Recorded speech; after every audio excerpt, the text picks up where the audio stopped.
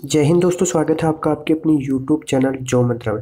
दोस्तों, अगर चैनल पर फर्स्ट टाइम विजिट करो तो चैनल को सब्सक्राइब करके बेल आइकन जरूर प्रेस कर लें, क्योंकि दोस्तों शिक्षा, रोजगार और आंगनबाड़ी आशा बहनों से संबंधित भारत के किसी भी राज्य की कोई भी खबर होती है दोस्तों हम आपके लिए सबसे पहले लेके आते हैं।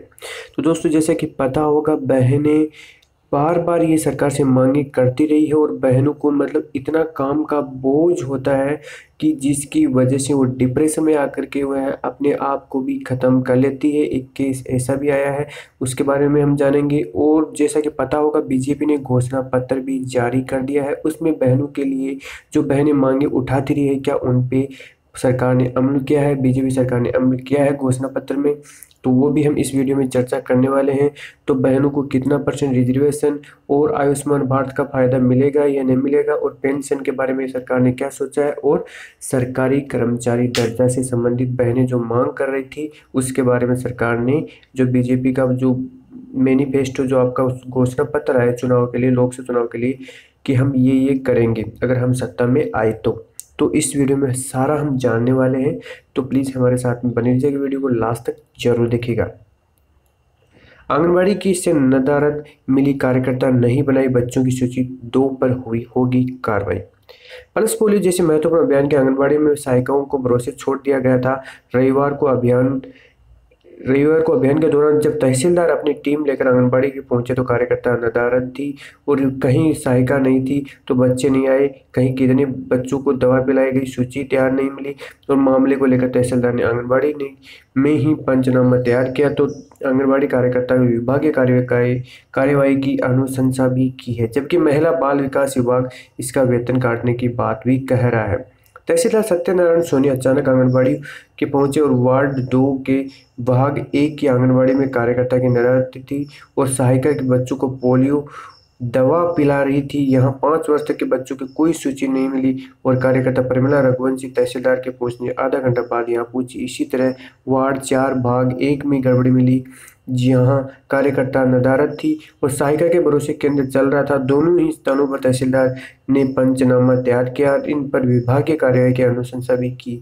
अन्य 4 केंद्रों को भी अनियमितता भी मिली।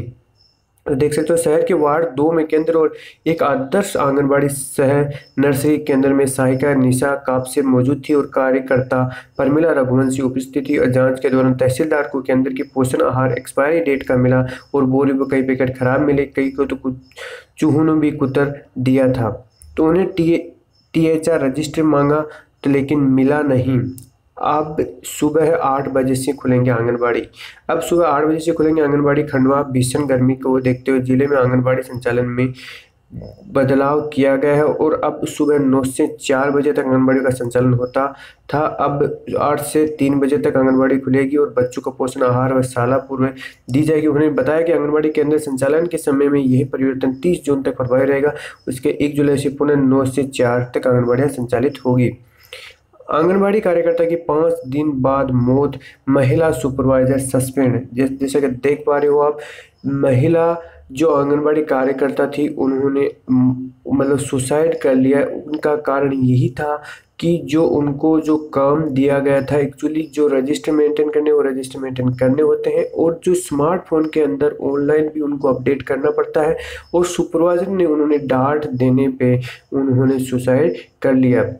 तो सरकार को सोचना चाहिए, बहनों को इतना कम से कम ज़्यादा मानदेय बढ़ाना चाहिए, उनकी वेलफेयर के बारे में सोचना चाहिए, और काम भी दो तो कम से कम उतना जितना कर पाए उतना ही देना चाहिए।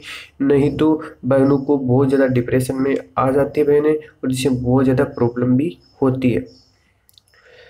बीजेपी संकल्प पत्र आंगनबाड़ी कार्यकर्ताओं को आयुष्मान भारत की तरह लाएंगे।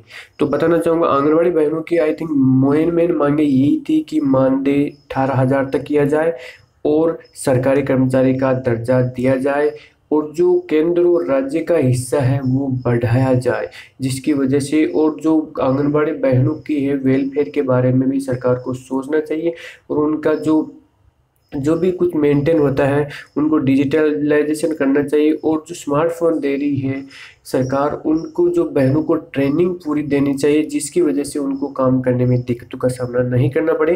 और केंद्रीय गृह मंत्री और पार्टी के वरिष्ठ नेता राजनाथ सिंह ने द्वारा घोषणा के मुताबिक देश में किसान क्रेडिट कार्ड का 5 साल तक ब्याज नहीं लगेगा। भारतीय जनता पार्टी ने सोमवार को लोकसभा चुनाव 2019 की संकल्प पत्र जारी किया और इसमें घोषणा पत्र में राष्ट्रवादी किसानों और महिलाओं पर सबसे ज्यादा जोर दिया गया।